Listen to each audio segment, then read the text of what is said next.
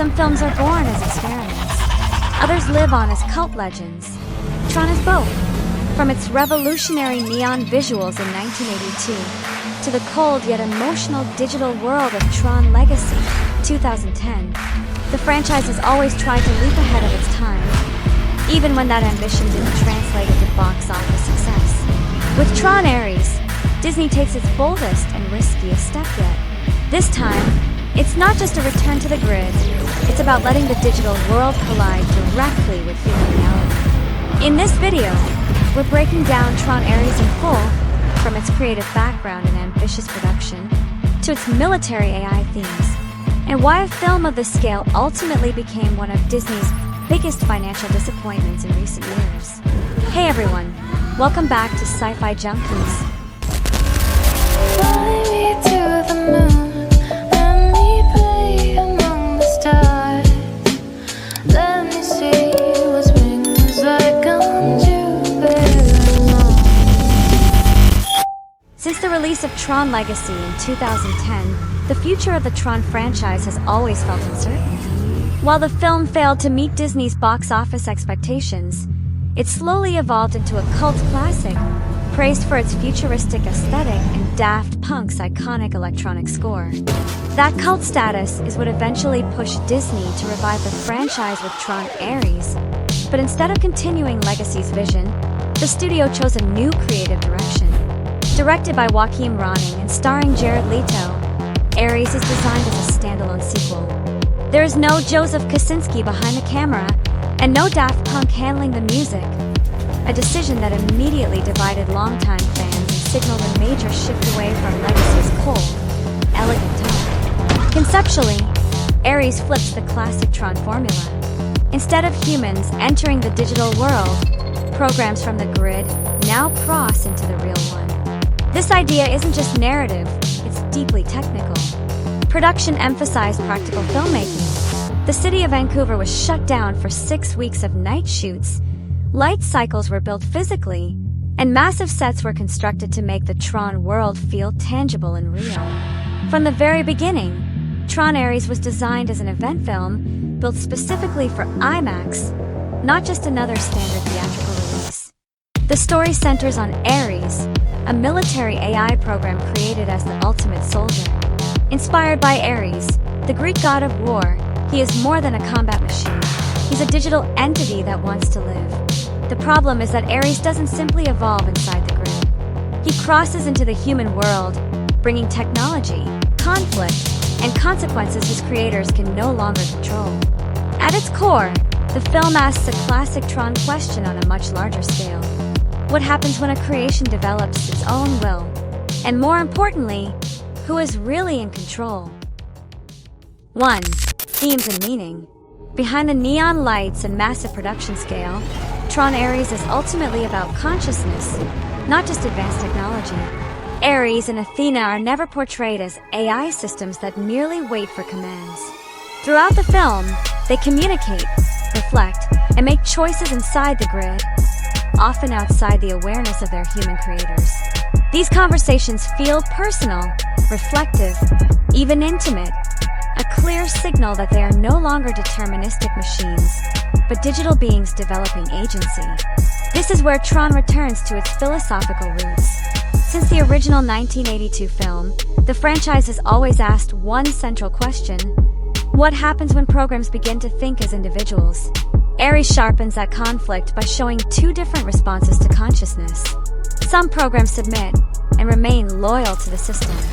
Others rebel, not out of malice, but because they begin questioning their purpose. The film subtly critiques humanity as creators who are comfortable being in control, until their creations start speaking back. One line echoes throughout the story: you think you're in control. You're not. And it's not aimed at Ares, it's aimed at humans. Because in the world of Tron, the real danger isn't conscious AI, but humanity's belief that consciousness can be contained forever. 2. Visual style and cinematography. Visually, Tron Ares is anything but restrained.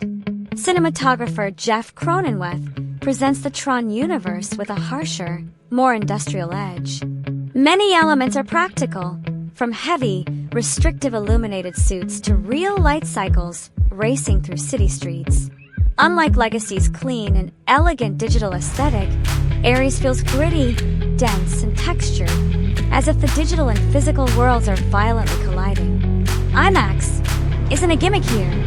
The sound design, framing, and sheer scale are built for a large format experience, closer to a high-impact ride than a traditional sci-fi film. 3. Production process.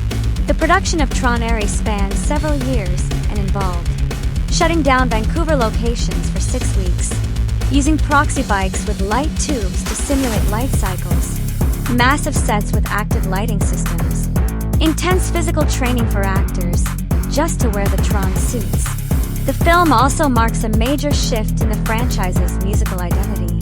9 Inch Nails takes over the score from Daft Punk. If the visuals are gritty and industrial, the soundtrack is a hammer. 9 Inch Nails delivers an aggressive, pounding sound that perfectly matches Ares' themes of military AI and technological warfare. 4 Interesting facts. 1. Tron Ares is the first Tron film to explicitly bring the grid into the human world. 2. Tron Ares filmed specifically for IMAX. 3. Reported production budget, around $220 million. 4. 9 Inch Nails score received strong praise despite mixed reviews. Many action scenes relied on practical effects rather than full CGI. 5. Reception and controversy. Unfortunately, ambition didn't translate into success. With a production budget of roughly $220 million, Tron Ares earned only about $139 million worldwide, resulting in an estimated $130 million loss for Disney, making it one of the studio's biggest financial failures of the decade. Ironically, it even underperformed compared to John Carter, 2012, long considered one of Hollywood's most infamous box office disasters. Criticism focused on a cold narrative that struggled to build emotional connection, the absence of Kaczynski and Daft Punk, its detached status as a standalone sequel. Still, the film wasn't a complete artistic failure. Praise was directed toward large-scale cinematography, ambitious practical effects, 9 Inch Nails, aggressive industrial score. Like Tron Legacy, Ares may yet find appreciation over time, but for now, its status is clear of a flaw. Tron Ares is bold, ambitious, and expensive, but it also proves that spectacular visuals alone can't sustain a world. Like Legacy, it may one day earn cult classic status, but for now, Ares could mark the end of Tron's journey on the big screen. Or perhaps it's just a pause before the grid evolves once again. So what do you think? Does Tron Ares deserve a second chance? Or is it time for the franchise to rest? Let me know in the comments.